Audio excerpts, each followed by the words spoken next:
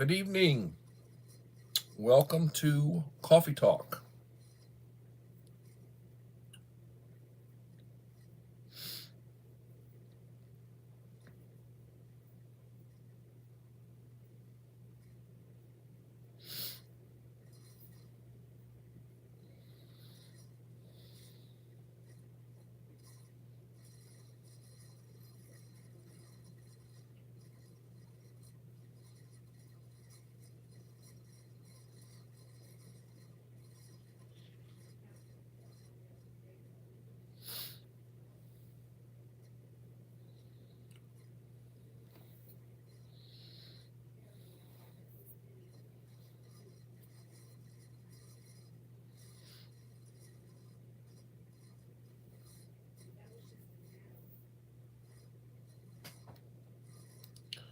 Well,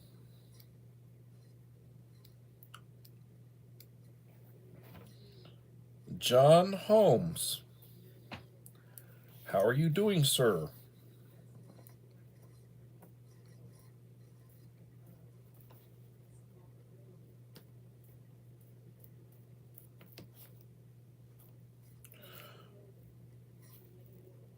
This live stream have a viewer discretion is advised warning. Yeah, viewer discretion is advised. I may say something truthful that will hurt a tree hugger's ears.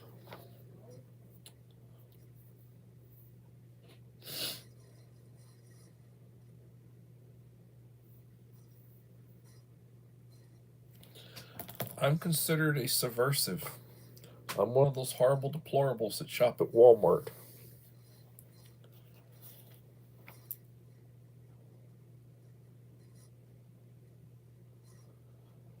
And I had to sign in to view this live stream. Wow.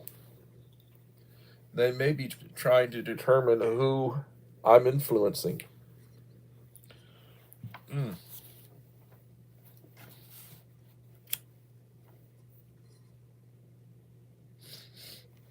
I'm sorry. It's it's dangerous to watch my content.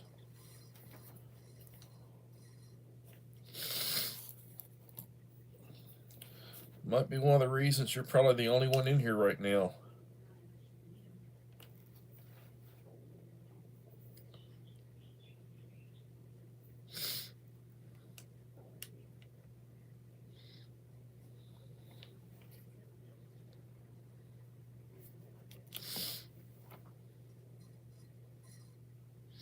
There are people who live in fear.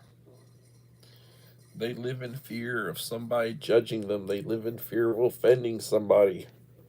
That's one of the things about the ultra liberal woke. They find everything offensive. And they relish the opportunity to hate on themselves and others.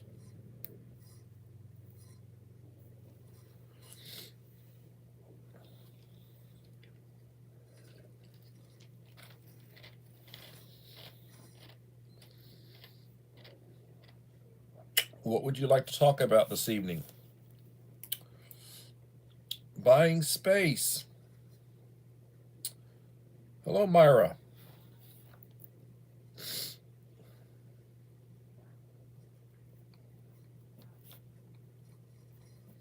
My friend John was telling me that there was a viewer discretion warning on my live stream. He said he even had to sign in to view it. Did you experience the same thing? Did you receive a viewer discretion warning on my content? Did they ask you to sign in? No? Well, I don't know. Some people talk about that and other people don't. Not today. I don't know. Maybe the algorithm isn't consistent.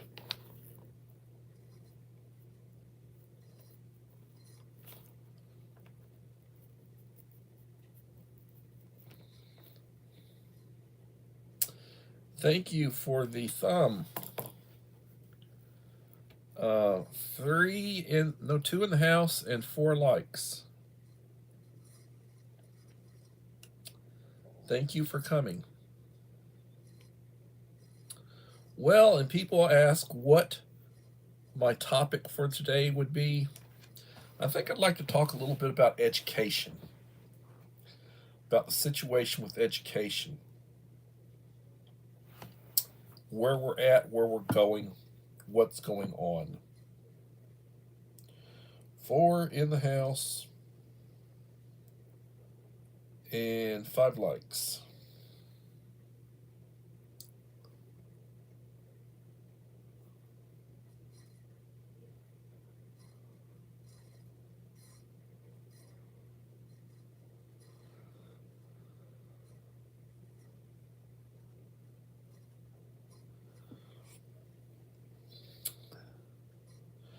I do intend to give him a call. I just hadn't done so yet.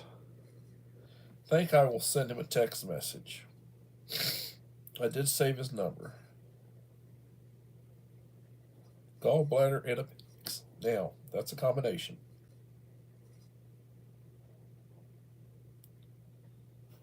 Well, I think what you're going to see, if they do away with the Department of Education, you're not going to have states sending money to the federal government to the Department of Education.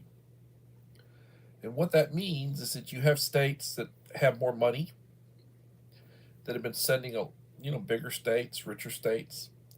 They've sent more money, and they get back less because they get money back in grants. You get money for special education, the Individuals with Disabilities Education Act, 94-142 of 1975, which was when a lot of this stuff got kicked off. They had the Rehabilitation Act of 1973. They had 94-142, the Individuals with Disabilities Education Act 1975.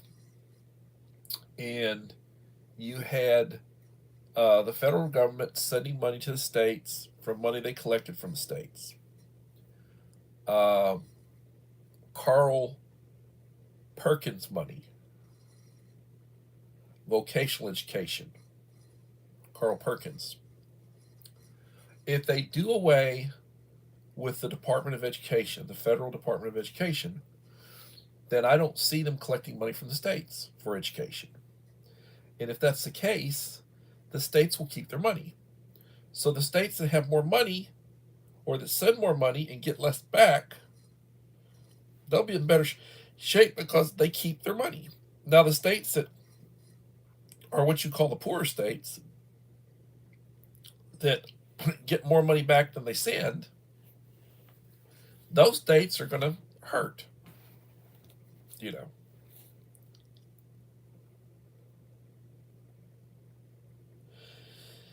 And what will happen to special ed? Well, the concept of special ed,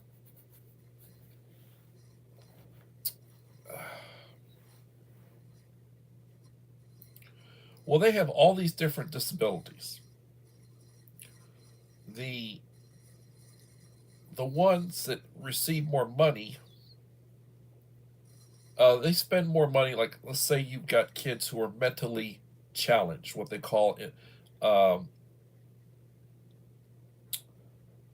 intellectually disabled. They used to call it MR, mentally retarded. Now they're trying to use a softer, nicer term, and it's intellectually disabled. If you 2 standard deviations below normal. So the idea, talking a little bit about intellect.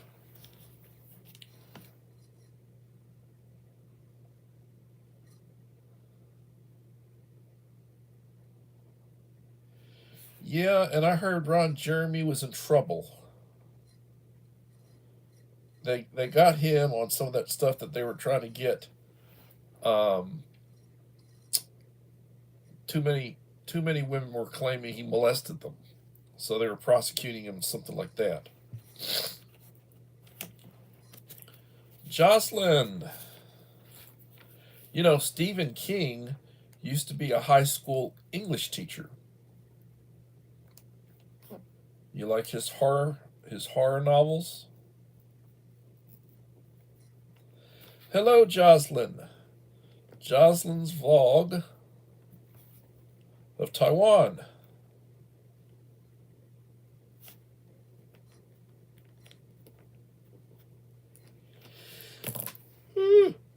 Thank you for coming. 6 in the house, 8 likes. Appreciate it. Please, if you would like to support the channel, it'll be greatly appreciated. If you are not connected with Jocelyn, please reach out. She will respond positively. She will support those who support her. So, talking about the idea of intellect and such, the average IQ is supposed to be the way that they have it,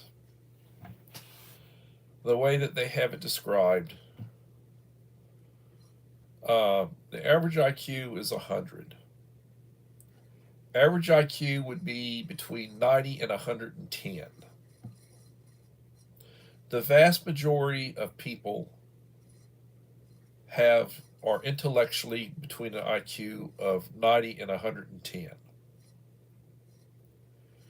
When you get to a standard deviation that would be above or below, below would be 85, above would be 115. The vast majority of the people, about 68% of the population, fall in between 85 and 110. Now, the further you go above or the further you go below,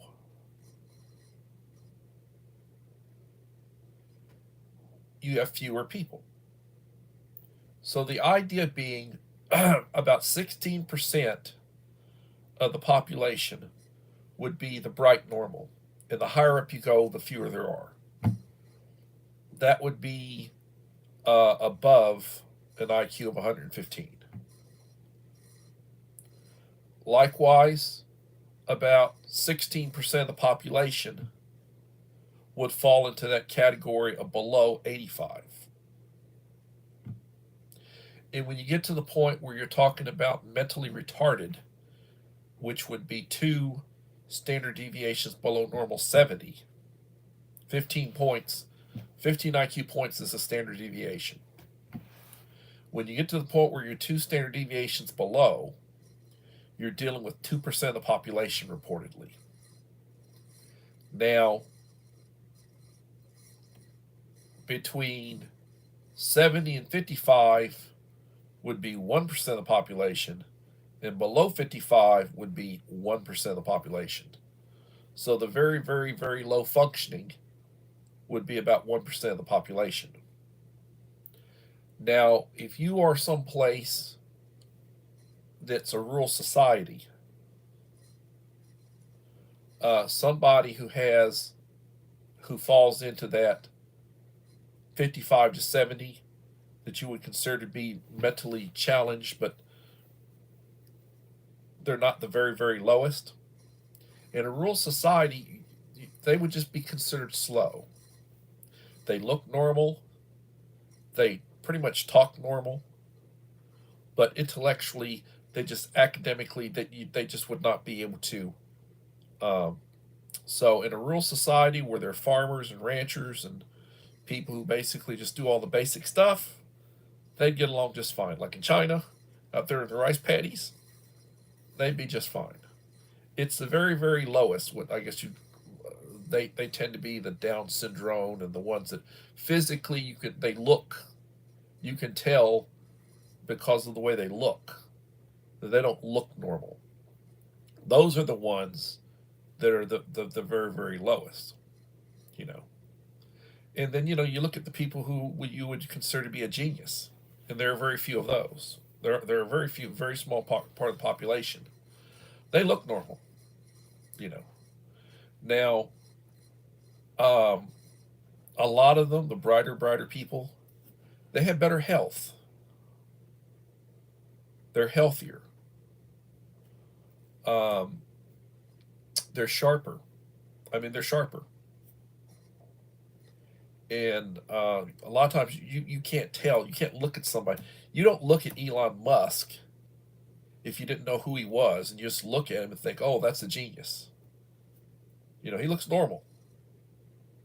You know, some of the people who have really done outstanding things. You look at them. They may be nice looking. They may be plain, but you don't know that they're. You know.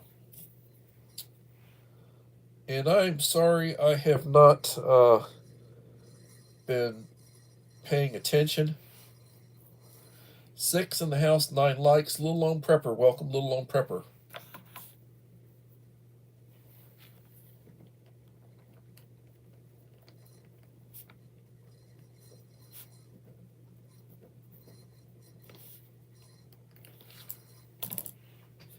Yes, Stephen King has wrote a lot of good. I've got a lot of his first editions, hardcover first editions. Stephen King, yep. Got a bunch of them from back in the days.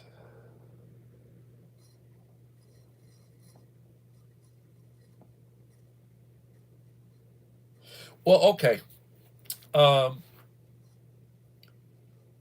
The brighter you are, the more likely you are to be mentally unstable. A lot of the brightest people have got severe um, mood swings, what you call bipolar. A lot of them are bipolar, manic and depressive. Um, that is the truth. That is the truth. They tend to be mentally unstable.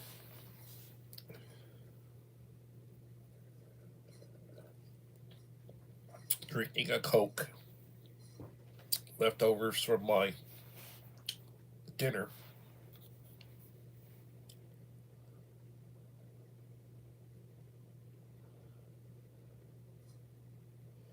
Yes, and terms and words change. Enrique Trevino, welcome, sir. Belinda's Country Living.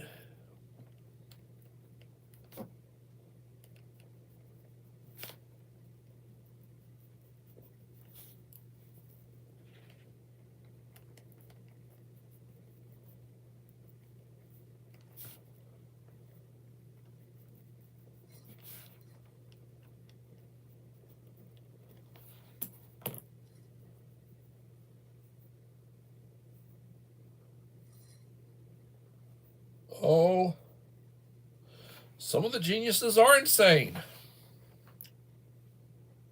You know, talk about insanity.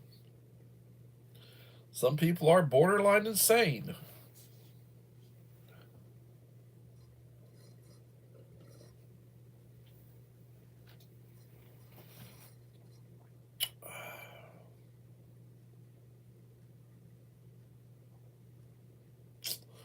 Some of them have bouts of anger.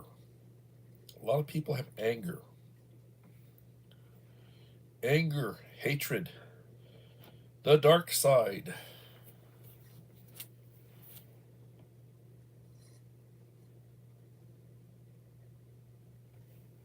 Oops.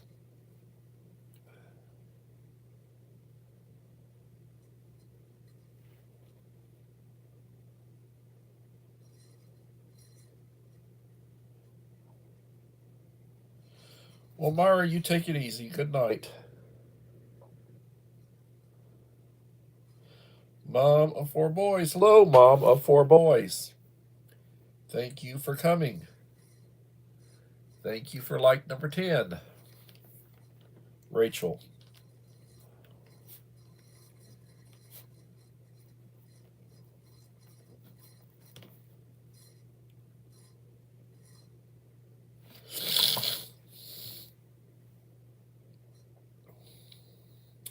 Drop your link, Jocelyn. Feel free to drop your link.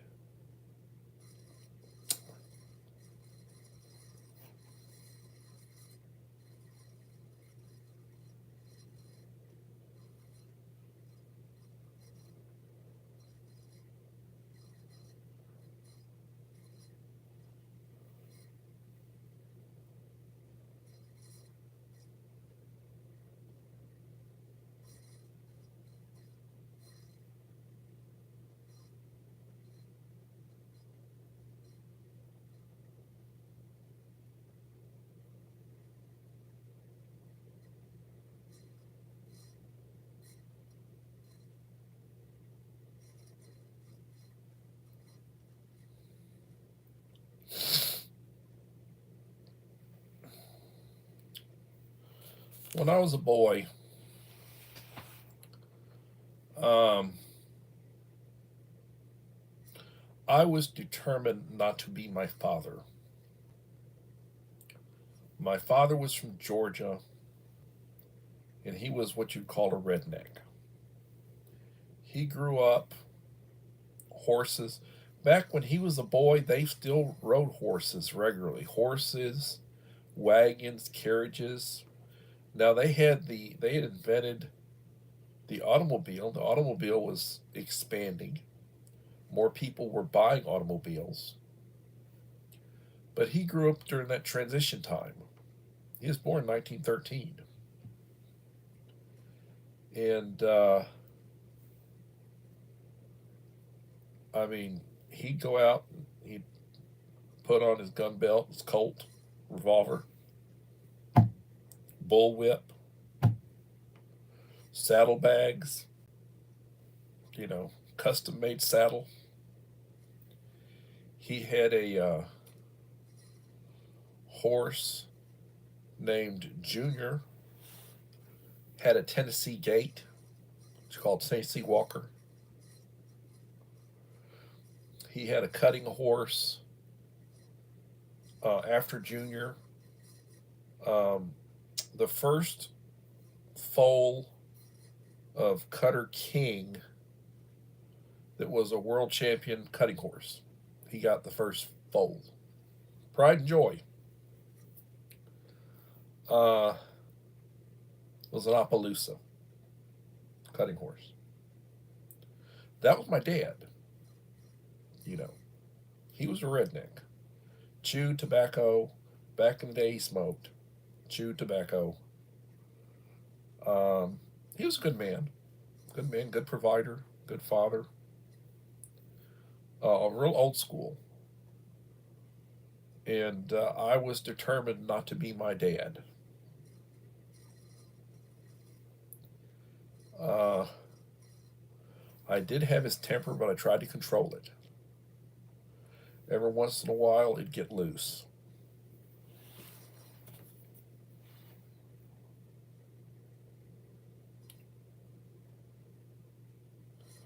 But I'm telling stories again. My friend Uncle Al always says, stick to the script, stick to the script. Script? Right now, I don't have a script. This is like freelance. This is just me talking, reminiscing. But I will tell you, they are bound and determined. Somebody asked about this. They're bound and determined. They're going to end the Department of Education. Going to cut a lot of people loose. They're really taking a cleaver to a lot of different departments, and they're finding a lot of waste. They're finding an awful lot. Like apparently, the Social Security system's going to be in better shape than you knew it, because when they get through with all these people who are over 100 years of age that are still receiving Social Security checks, when they shut all that stuff down, that'll put the Social Security in a lot better shape. So that'll be a positive. They're finding a lot of waste and a lot of fraud. A lot of it. Six in the house, 11 likes.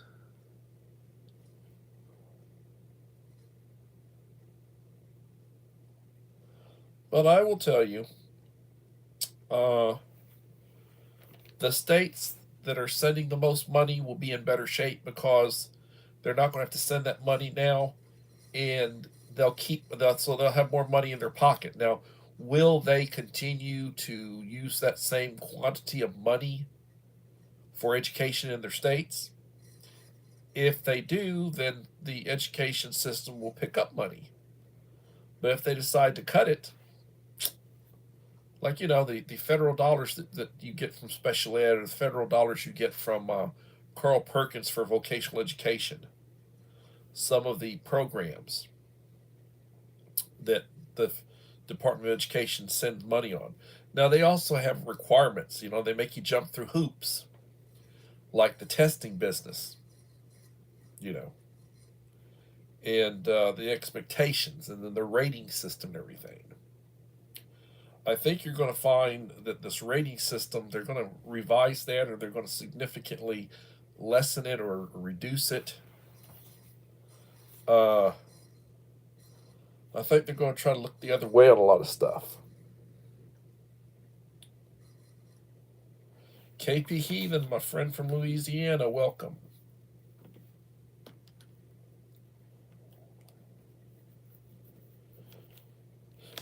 But I will tell you, when they do that,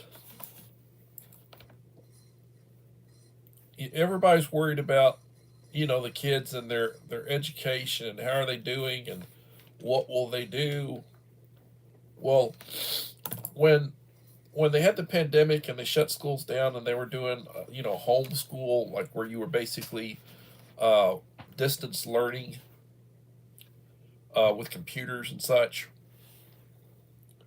the top 25%, the top quartile, top 25%, didn't really affect them. They continued on. They continued with their studies. They did well. The next 25%, a little more difficult, a little more problems, maybe more tutoring, parents having to do more work. They pretty much got by. Third and fourth quartile, the bottom, say half the population or so, losing ground, and still losing ground. You get these inner city neighborhoods and inner city schools, and your high minority districts, schools and such. They struggle. They're the ones that are struggling. Your poverty, people living near the poverty level, single parent families, or families where both parents have to work, or where a grandparent or an aunt or somebody is raising the kids, or they're taking care of somebody else's kids, they're related. Those kids are struggling. They're not making the academic growth. They want a year's. You go to school for a year, they want a year's worth of growth. Attendance is an issue. A lot of these kids, they miss a lot of school. Now there are kids who have health issues, and legitimately they miss school because they have health issues. They're considered other health impaired, and they've got some sort of condition, and they miss school, and I understand that, and that's tough. But you get a lot of these kids who miss school because they don't want to go to school. Their parents don't care. They go sometimes. They like the 3-day weekend. So a lot of times they miss Friday, or they'll miss the following Monday. There's a holiday, well, they take a couple extra days. School year starts, might be a week or two into the school year before they come into school. I mean, there are a lot of kids like that.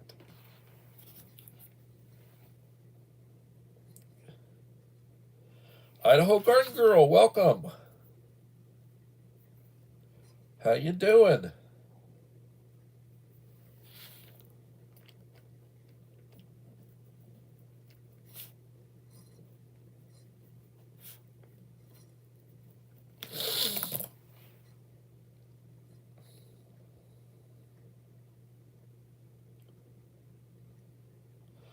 I uh, I talk about a lot of stuff,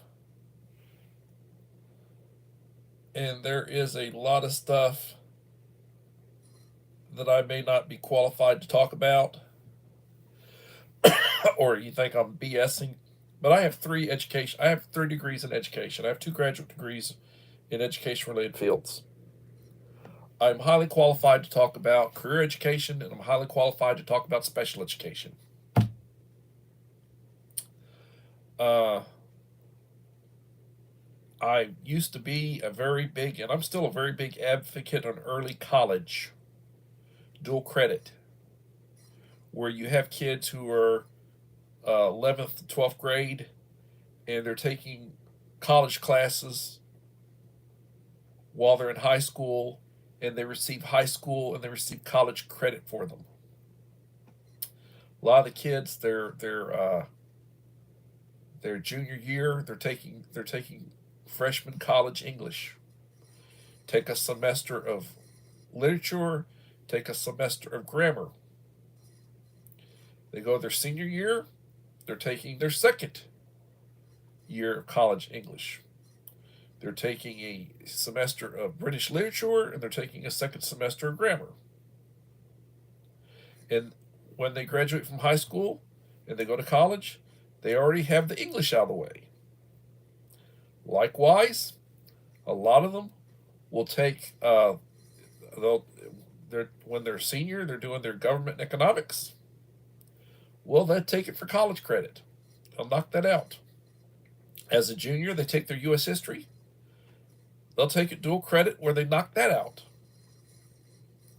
They're getting a lot of these required classes. First year or two of college, they're knocking out those required classes. They take Algebra 1, they take it for college credit.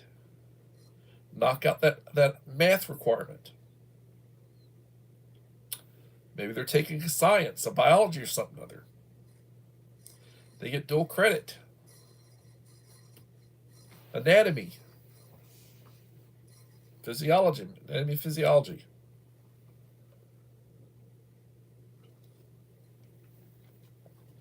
My daughter, when she graduated from, I'm very proud of my daughter who I raised with me. She graduated from high school with more college hours than anybody in her graduating class. She had 30 college hours. She basically had her freshman year of college out of the way when she graduated from high school. Now, she wasn't really good at math, so she didn't have the algebra knocked out, but she had that other stuff knocked out.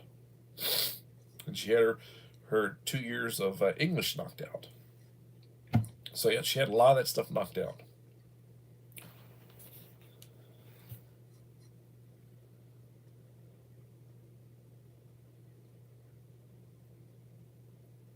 Now, I will tell you, a lot of school districts are able to make agreements with community colleges.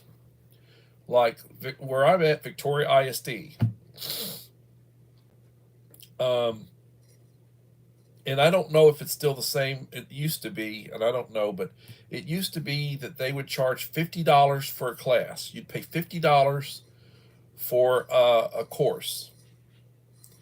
Now, this is not adjusted money, but like from back in the day when my daughter was taking class, she's 26 now, so we're talking 8, maybe 7 or 8 years ago. You would pay a resident of Victoria, Texas, going to Victoria Community College. You would pay about $260, $270 per class. The regular high school graduate student. And then they fee you to death. You pay for all sorts of fees and such. And the school district had an agreement for the dual credit to where a child would pay, or the parents would pay $50. So if you were enrolled in high school and you enrolled in a dual credit class, which you would take at your school, the high school, they got it set up in the library for the distance learning. And you'd be doing, interactive with the video and the, a Zoom or whatever you want to call it. You would pay $50, and the school district would pay for the books. They weren't your books; you had to return them, but they would provide the book. Now, when I was over, and I worked in and I was 45-minute drive every day. I was working at a school district in DeWitt County, which is the county next to Victoria County. Uh, the kids would have to pay for their class, and the school district would provide the books, would pay for the books. And they did not get a discount. As a matter of fact, they had to pay like a $50 out of county fee. So, whereas when the people from Victoria County would be paying, just regular college students would be paying $260, $270 for a class plus fees. Over in DeWitt County, where I was working, you would pay the $260, $270 plus a $50 out of county fee. So they're paying over $300. And the ones that were taking the dual credit classes, and this was a small district. This was a district where the senior class would have less than 40 students. We were averaging, the school I was a high school principal at had like 160 kids. We were averaging something like 40 kids a grade. So I was lucky if I had 8 or 10 kids, 8 or 10 seniors and 8 or 10 juniors. If I had right at 20 kids who were taking dual credit, I was just, and those were the affluent, those were the more affluent. This was like country, the redneck German farm kids, the ones whose parents probably had an oil well out there pumping oil, or they were getting some mineral money. These were the fairly well-to-do country folks. Wasn't the city folks, in the town. They were the ones out there in the farms and the ranches, and they were the ones whose kids were taking the dual credit classes.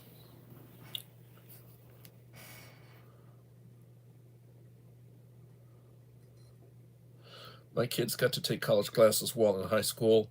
It was so inexpensive, but it was really smart for the college because the kids just want to go there once they graduate high school.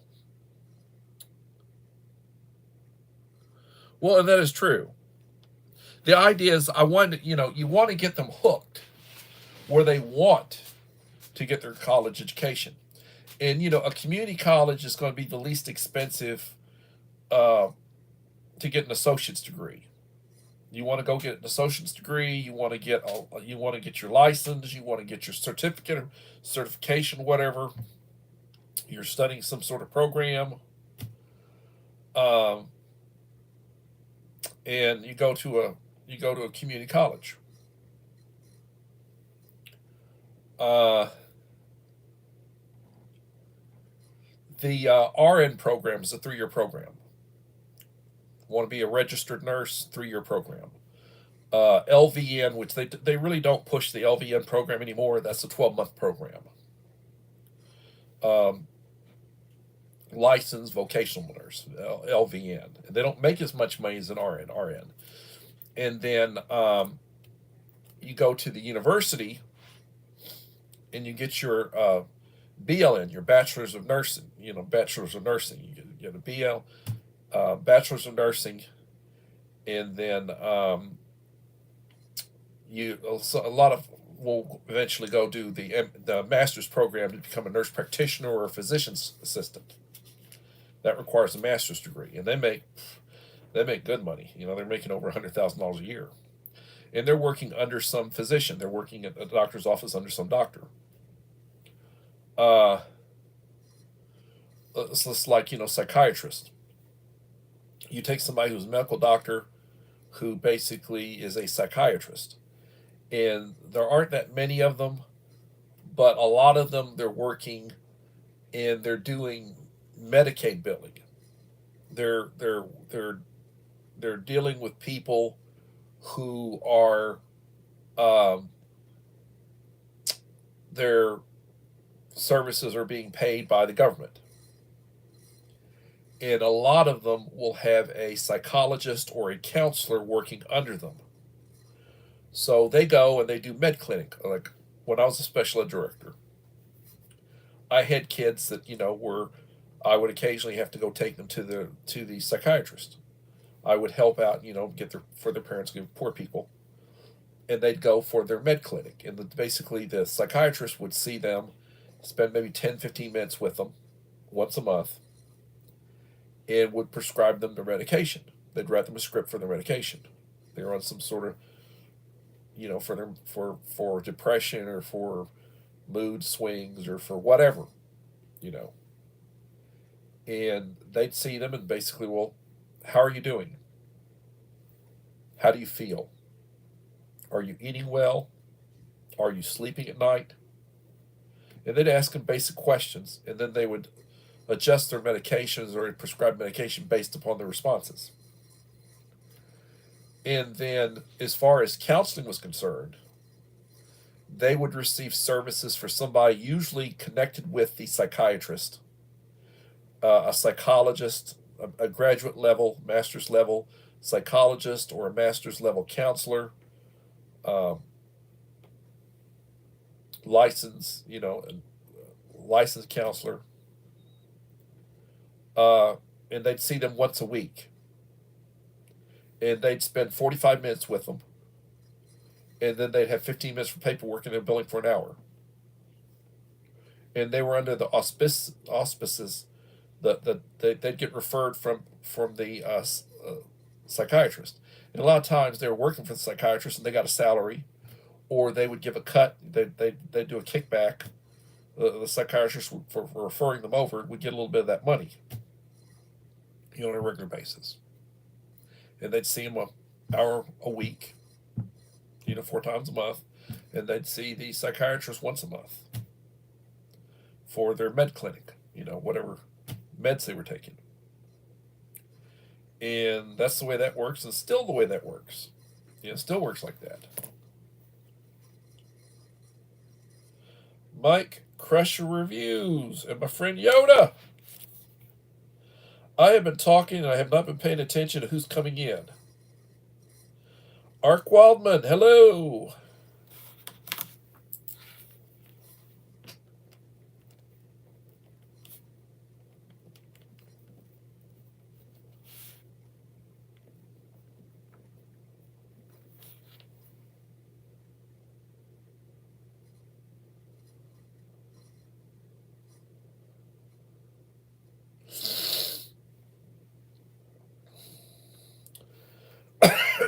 How are you doing, Mike? Mike Crush Reviews and my friend Yoda.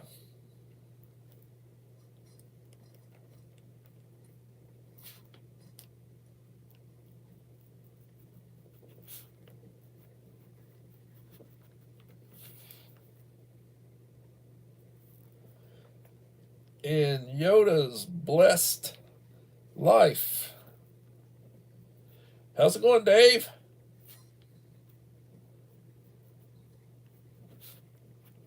Thank you for coming. Please leave a like to support the channel. It'd be greatly appreciated.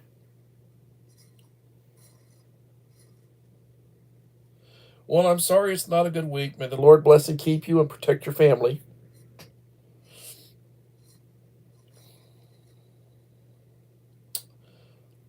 Hope you're going to be okay. I will pray for you.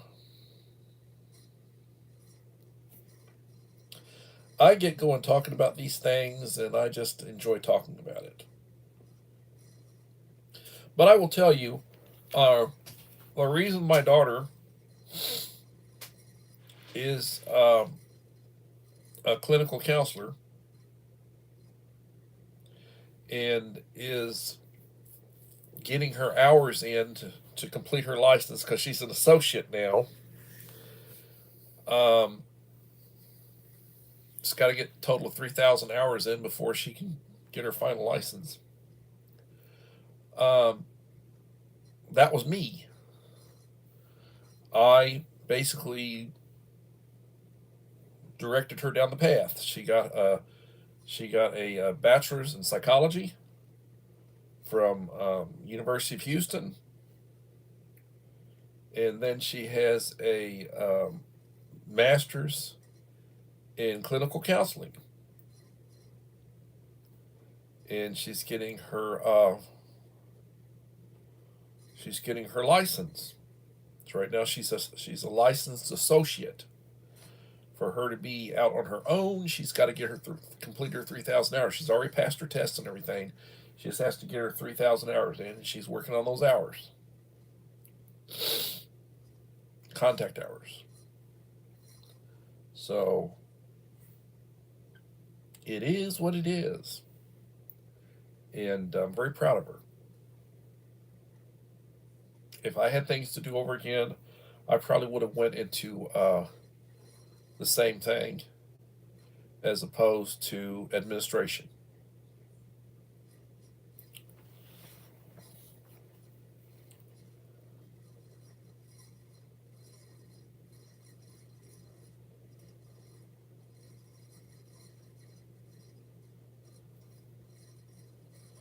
I will try to go and watch that, Dave, if you put out a video.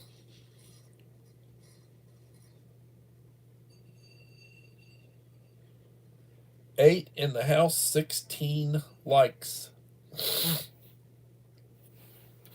Lord, my nose is running.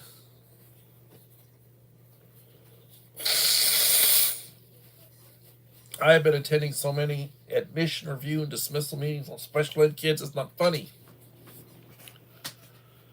Oh, Lord. It's a never it's a never ending story. I feel sorry for a diagnostician. He has to do the paperwork on all these ARDs. I mean, I go and I prep up a plath and I prep up the accommodations and the IPs, and it's a mess.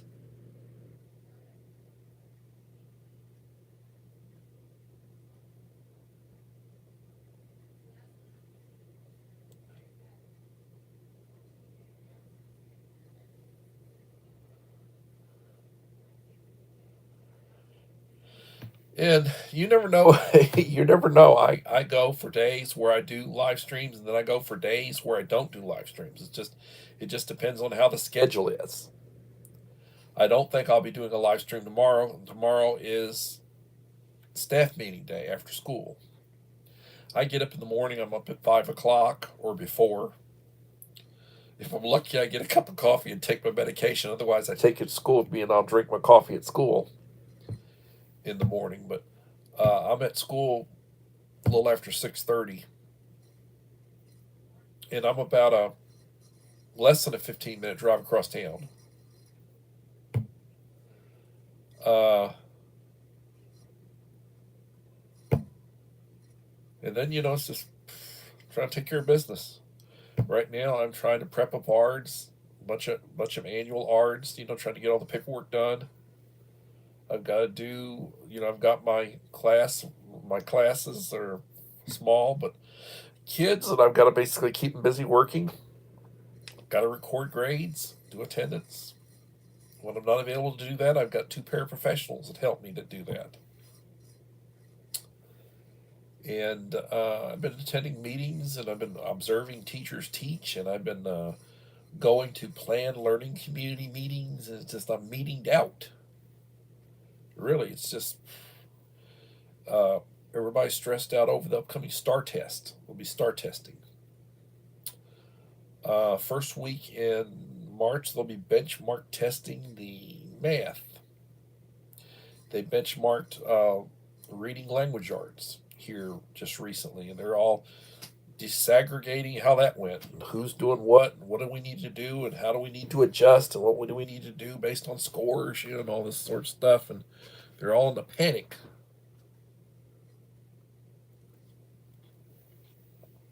They're worried about ratings.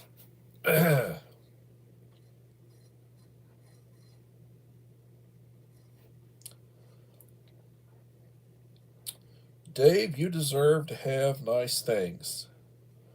I'm glad you're getting a new wardrobe. You lose weight, you gotta adjust. Either you better have a tailor that can make adjustments for you.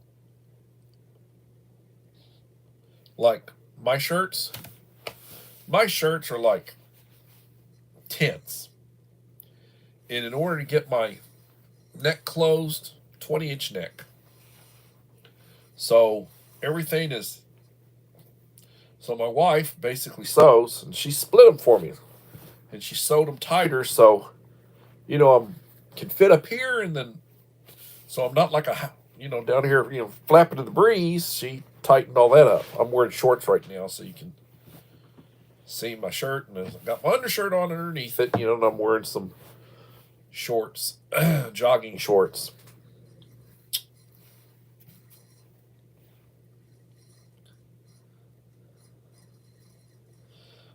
Well, God bless you. You'll live longer, and you'll feel better.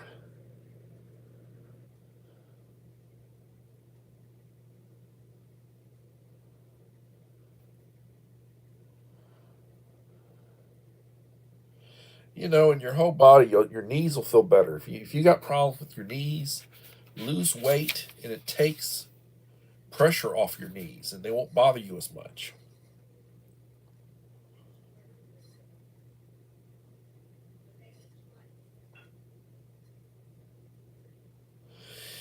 Yes, it is hard. I don't, people might think I eat like a horse. I don't. I will tell you today, I had a taco for breakfast. One taco. I had a couple of cups of coffee. I don't put sugar in it. I put little creamers. And I had a couple of cups of coffee. At lunch, because I had went and got tacos this morning, I had at breakfast I had a bacon and egg taco, and for lunch I had a bean and potato taco. One taco. That was my lunch. And I had a Diet Coke with it. I didn't actually drink the whole Diet Coke. I had part of a Diet Coke with it. Um, Later this afternoon, I had a cup of coffee. When I got off work, I went to Dairy Queen, and I got a combination. I got a jalapeno burger with cheese and all that sort of stuff, lettuce, tomatoes, jalapenos, and all that. I had a burger, I had an order of fries, and I had a Coke. And that's what I've had to eat today, and that's all I'm having to eat today. So yeah, I ate 3 meals. One meal was a taco, one meal was a taco, and supper was a burger and fries. And it wasn't like large fries; it was just regular fries. And I'll turn that one into a short. I'll turn that one into a short because I did shoot it.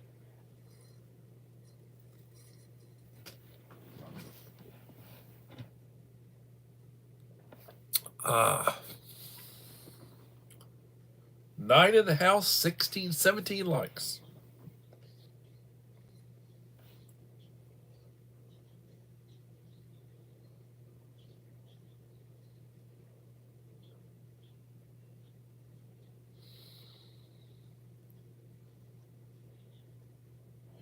Oh, yeah, that gastro. Well, I tell you, me being fat as a horse, I weigh 250 pounds. I weigh probably about the most I've ever weighed. You know, I'm big in the belly, and I'm okay everywhere else. My arms, my legs, my back. I don't have anything hanging off my back. Got a little bit of a chin, but it's basically got the dad bod. The chubby chasers would love me. I learned that's a new term, a chubby chaser. My wife's the chubby chaser. She likes me. course, I weighed a lot. I weighed a lot less, and I was skinny when I got together with my wife. I probably weighed about 200 pounds, 210 pounds when I got together with my wife. I would be ideal if I could get down. If I weighed about 220, I would be ideal. I probably need to lose about 30 pounds.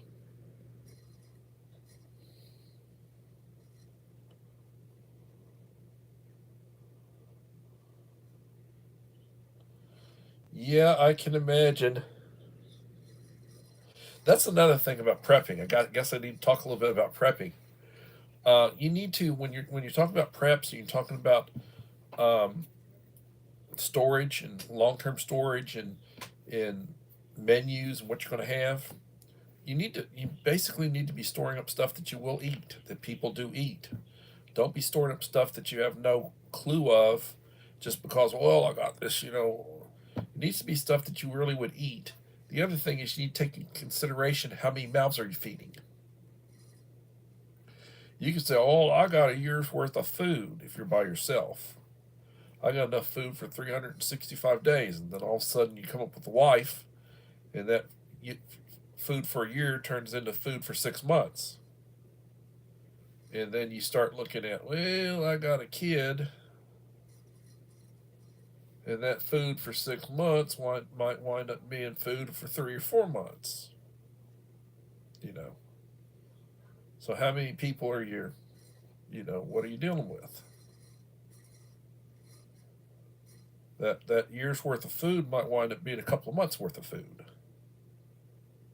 Just you have to take that into consideration. Muy importante, as they say, muy importante, very important to take that into consideration. 17 in the house.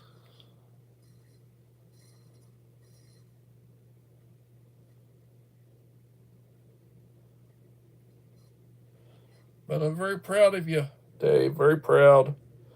I'm glad you're doing well. I'm glad you're losing weight.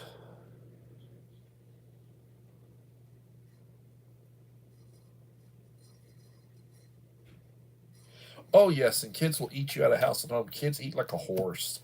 My kids at school are constantly hungry. They're wanting ramen, or they're eating ramen. They're eating macaroni and cheese. They're eating Pop Tarts. They're eating all sorts of stuff. Oatmeal. I have all sorts of stuff that they eat. And I finally run out of the Halloween candy. Day after Halloween, I bought $100 worth of candy, and it lasted me until a week or so back. So that's where I'm at on that one. Devil Dog Prepper, good evening. Feeling crappy, so I have to watch the replay. Well, I appreciate you. Be looking for your box Thursday-ish. According to, I don't know if you're using that tracking number I sent you, but look for it Thursday. And I look forward to seeing an unboxing. And thank you for your service. Now, I understand out in West Texas, they're having issues with measles and mumps. Not good, not good, not good. That stuff spreads. A treat or a bribe, whatever you want to call it. We would go through their goals, go over their goals with them when they get through reading through their goals, saying that they've complied. They get a couple little pieces of candy.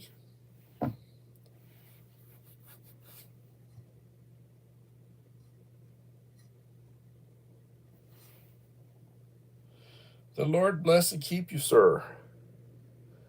Thank you for your service. 19 likes, 8 in the house. And we are over the hour mark. Apparently, Uncle Al was out of pocket this evening. Did not see him. Hopefully, he's doing well. Need to check up on him. I probably will not be back tomorrow because meeting day. Got staff meeting after school and quite possibly won't be back tomorrow. I'll try to be back on Thursday. If I don't do a live stream tomorrow, I will post it. Please leave a like and a supportive comment afterwards. If you watch the replay, leave a like and a supportive comment. I appreciate that. Also, leave a like and a supportive comment on my shorts. I do a couple of shorts every day. I'm not putting out 6 or 7 shorts the way I'm told they want. The algorithm wants you to put out 6 shorts a day. I don't do that. And I do have a couple of recent videos out. They're not that long. One of them is a Coffee Talk News, and the other one is the box that I sent to Devil Dog Prepper. Please do like and a supportive comment on that. If you want to be able to be in the running for my 1,900 subscriber giveaway, and the last I checked, I think I'm at 1,843. So I'm getting closer. But when I hit the 1,900, what I'm going to look for is I'm going to look at the last 5 videos I will have released. And I'll be looking for who left me a like and a supportive comment. Did you leave me a supportive comment on those last 5 videos? Each of those last 5 videos. If you did, your name will be in the hat.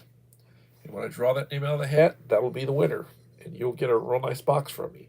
If you want to see the type of stuff that I send, look at one of my previous subscriber giveaways. I give good stuff. I appreciate those who support me, and it's my way of giving back. That and the stuff that I send to people. So everybody,